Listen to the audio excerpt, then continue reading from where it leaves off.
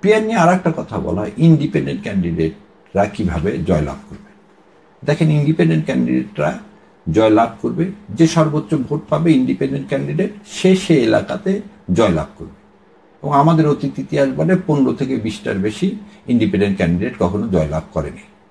So final result হবে কিসের উপর ভিত্তি করে, যে কয়জন ইন্ডিপেন্ডেন্ট ক্যান্ডিডেট জয়লাভ করবে সেই কয়টা সিট 300 আসন থেকে বাদ দিতে হবে।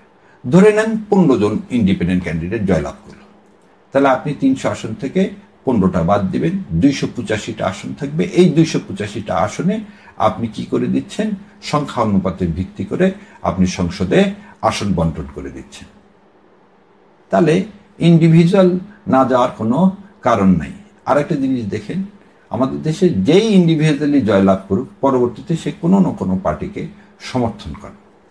তাহলে ইন্ডিভিজুয়াল জয়লাভ করলেন, পরে একটা আদর্শকে আপনি বেছে নেবেন এবং সেই আদর্শকে আপনি কি ভোট দান করবেন।